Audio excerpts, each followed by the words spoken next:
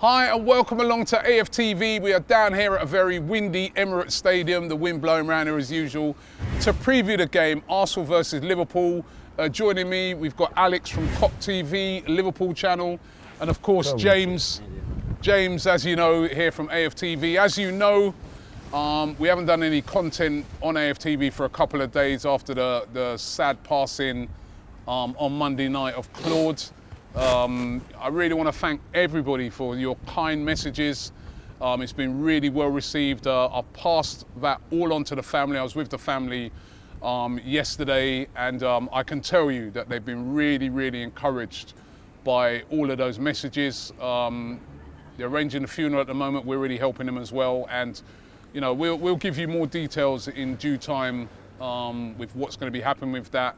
There is going to be a GoFundMe page that's going to be set up, so if anybody wants to leave a message or maybe contribute, the family is setting that up. And also on AFTV this weekend for the Liverpool game, all super chats, everything that we earn there is going to go to Claude's family to help with, you know, because funeral arrangements and that are not the cheapest, trust me. All right, so once again, for all the messages, I think it's been absolutely brilliant. I'm not just talking about Arsenal fans here, I'm talking about Liverpool fans, Tottenham fans, you know, you guys have been brilliant. All fans, West Ham, Chelsea, Man United, Newcastle. You know, Newcastle, you know, teams down in the Championship, teams abroad. I've been blown away. It's been absolutely incredible. So, you know, thank you very much for that. One little thing I did want to touch on is that I have been a little bit upset with, and I know the family have as well, with the assumption that Claude committed suicide, right? I'm just going to say it as it is, right? That we do not yet know what happened. I mean, the indications are it looks like it was a heart attack, but you know, we will find out soon. But please, people, do not make these assumptions. It is very hurtful to the family at the moment, so please don't make these assumptions. Claude would have loved it this weekend because Arsenal are taking on Liverpool. It's a huge game.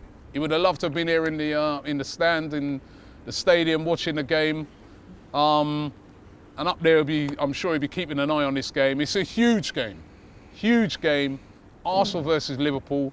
The weird thing about this game is that you've got two teams that they're almost level. I can't believe that we're almost. I mean, you've got some stats around the game, haven't you? As always, yeah. James, that shows that we're not a million miles apart at the moment, are we? You look at the league table, we'll pop it up here. I mean, there's, you know, we win, we're a point behind them. And I know Liverpool have had a bad run, but we had an equally bad run back in the autumn. So the fact that it's kind of closed up as much as it has. Having said that, if we lose, we're 7 points behind. But it does kind of show, you know, so I'm not trying to rub it in, but it just shows how far you've fallen off this season. And actually, maybe to a degree, shows that we have picked it up a little bit the last few months, but still neither team are anywhere near where they want to be. It's unbelievable. What's happened to Liverpool? Oh, do you want me to come with the excuses and the percentages again? Give me the excuses. I'm not doing that again, man. Give me the listen.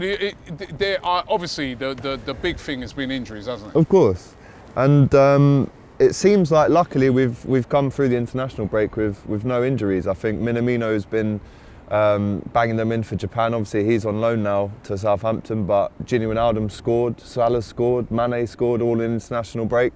Firmino's actually going to be back for this game on Saturday, and we posted something yesterday on the channel. Jota scored as well, didn't he? Jota scored, I think, 4 goals in 2 games for Portugal. I forgot that. So our international form is good, but Firmino, we posted yesterday that in 11 games against Arsenal, I think he's got 9 goals and assists. So to have him back for this game, you know, that's going to be a big plus for us. But listen, I think, and I've said this a few times this season, hopefully if we can win this one, it puts us in great stead for the Real Madrid game, home and away. We've got Aston Villa in between that, which is not going to be an easy game whatsoever, even if it is at Anfield, we'd actually probably prefer it wasn't at Anfield, just like this game. That's why I'm actually a little bit confident for Saturday night, just because if this was at Anfield, Arsenal would just go, well, we'll just copy what Burnley, City, and who else has beaten us at home? Fulham. We'll just copy the blueprint for that. Which is what? What's the blueprint? The blueprint is don't concede in the first 65 or get to half time without conceding, and then you just put 11 behind the ball.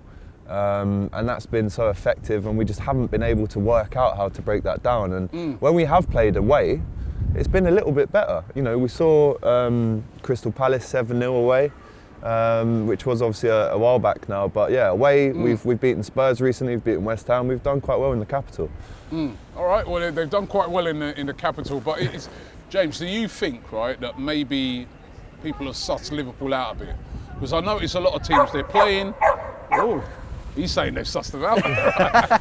But I notice a lot of teams, right, they're playing Liverpool and they're hitting diagonals in behind the fullbacks, right? Because they know that Trent, Alexander-Arnold, they know that Robertson, they bomb right on. Well, they used to. And then you're left a bit vulnerable at the back. Hey! How you doing? Who's going to win at the weekend? Arsenal, he said. Ah, really? I had Liverpool, man. Otis says 2-1. Liverpool. Right, but Big Arsenal fans. oh, here. How you 3-1. doing? All right, sorry. He said 3-1. I didn't hear that, man. But they're hitting the diagonals in behind. They are. And of course, we know that centre-back wise, I mean, you spoke about a lot earlier about all the strikers that are coming back, but it's been the defence, isn't it, that's been the problem for Liverpool. Yeah, and when we talk about teams sussing Liverpool out, I think there's a degree of that, because every team, they've had 4 years of being at a very good level. I think Klopp's been forced into making decisions that people go, oh, Van Dijk's injured, it's one player. But the knock-on effect that has is unreal. It's a knock-on effect, and don't get me wrong, I think partly it's on Klopp in the sense that it's easy for me to say this, but if a centre-back gets injured, why weaken your midfield by taking Henderson out of it, Fabinho out of it, just to... Should Nat Phillips have been playing more? I know there's been injury issues with other younger players, Reece Williams, I think. I don't know if he's good enough. Hey, he's the wallpaper on my phone. There you go, Nat Phillips. There you go. He should have been playing more, but carry on. Yeah, and I think part of it is actually it was kind of what's the saying, square pegs round holes. It was let's try fix this, but you're weakening something else to do it. And so the whole, what made Liverpool so great was the intense, like they just pressed you into mistakes and into errors, and they had the quality to go with it. So yeah, they've had injuries, and it's kind of weakened. Klopp's almost like inadvertently weakened Liverpool in trying to fix what's happened. It's been kind of a catalogue of errors, not all his fault, obviously. I think that's a fair assessment, or do you just think? No, I think that is fair. It's probably one of the most intelligent answers I've actually heard when it comes to other fans talking about Liverpool. Again, I'll go back to what I said on that stream with the percentages. I think obviously Van Dijk being out has had a huge effect, but Klopp's maybe stubbornness to not realise that actually, if you look around, people are working us out. And there's been, in my opinion, maybe a slight bit of stubbornness from his side to react to that. And we've kind of just played the same way, even though we've been losing at home, 4 in a row at home. And we haven't changed the way we've played in those games. So there's a tiny bit of stubbornness, but the biggest percentage of it, I hate to say it again, is the injuries. And it's not just Van Dijk being injured, it's pulling Fab into defence, you lose him in midfield. Henderson gets injured. There's so many variables of why this season has gone so wrong, but we do have a chance to still end on a good way this season. This is a huge game, right? It's always a huge game. Arsenal, Liverpool is two of the biggest teams in European football, in the world football, right? But the thing that makes this one so big is that obviously, I think for Arsenal, they're only really a chance of a top 6, I think, finish this year. And if we are to do that, this is the toughest game left in our running. Yeah.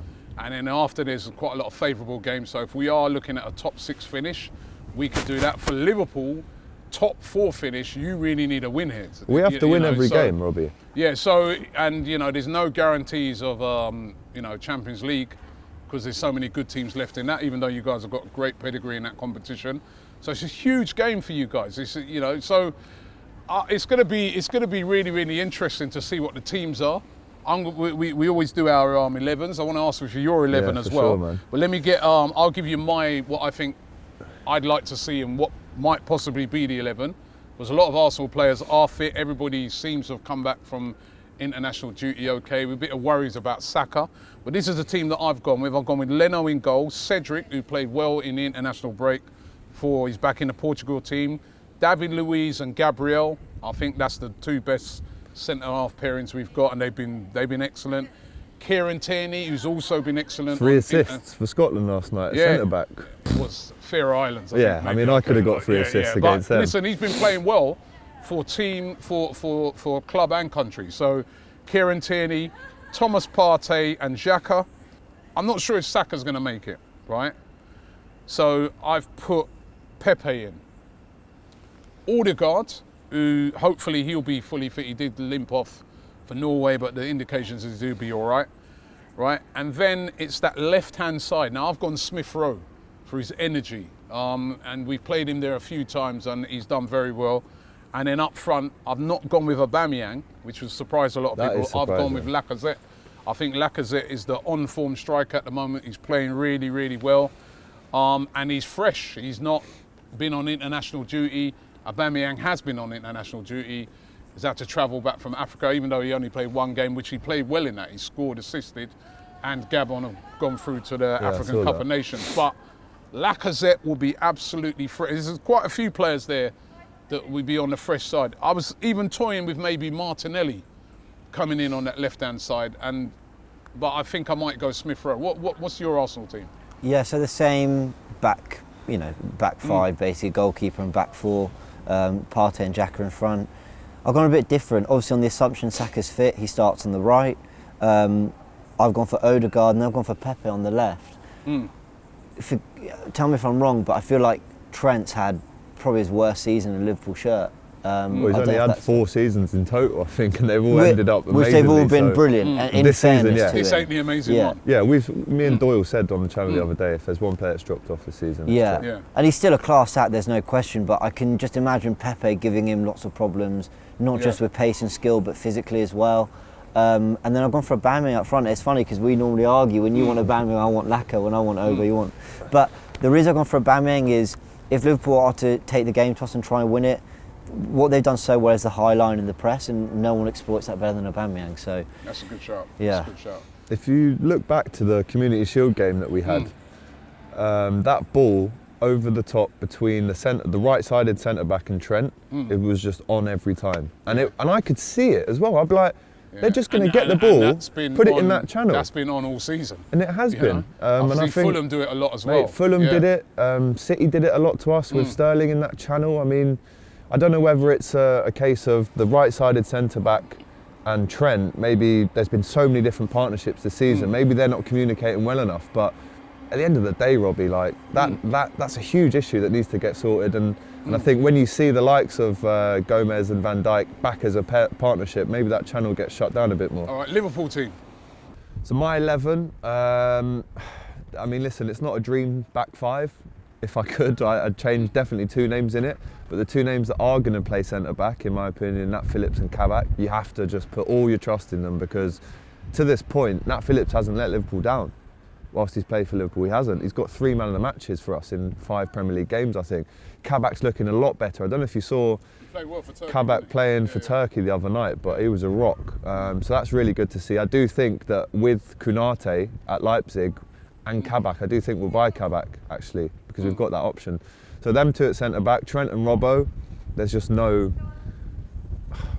Maybe it's unfortunate. Alisson in goal as well, of course. I guess, yeah. Maybe it's unfortunate that there's no real competing wing backs to actually compete with them. Maybe it is, but you know, it goes without saying that Trent and Robbo will be full backs. I think in the middle, Fabinho.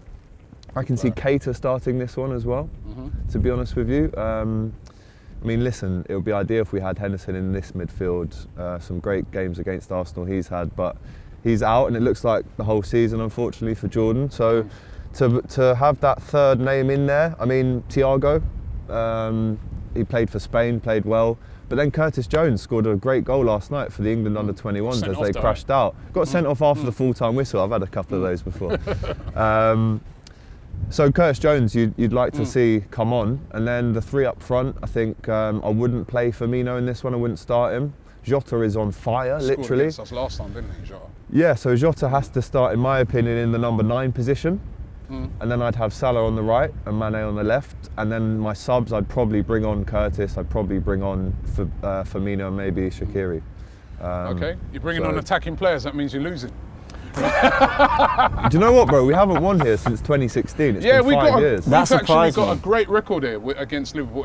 There's been quite a few draws. There's been a lot of draws. But we've got a great record, you know. But then we've had a great record here over the years, and recently it hasn't. But one thing I would say with Arsenal, the pattern of play, the style of play recently has been a lot. I mean, compared to when we played you at the start of the season, it's chalk and cheese. We're no longer just playing with 2 holding midfielders. We're looking to get on the front foot and take it to teams. So it's going to be really, really interesting, the game. Listen, I want to thank you both. Let's get your predictions before we go. James? 2-1 Arsenal, because I'm ever the optimist. 2-1? Have you got a funny feeling about this one? Where you go? That means you're winning. I am going to go with a... I mean, it's tough. I'm going to go with a 3-2 Liverpool win, Robbie. 3-2? Yeah. I was going to go Coming like with... Wretch. I was going with a 2-1, but then the dog come and told me 3-1, No. right? So I'm going with the dog, right? So it's 3-1 to Arsenal. Don't forget, you can check out our watch along on Saturday. On our watch along, as I said, all super chats are going to be going to Claude's GoFundMe page, right? Or Just Giving page when the family set that up. So get involved with that. And also, don't forget, you can check out Alex on Kop TV. We're going to put a link in the description. Excellent Liverpool channel. But looking forward to the game. Arsenal versus Liverpool here at the Emirates. Unfortunately, no fans here. But as we know, one of the biggest games in world football. Looking forward to it.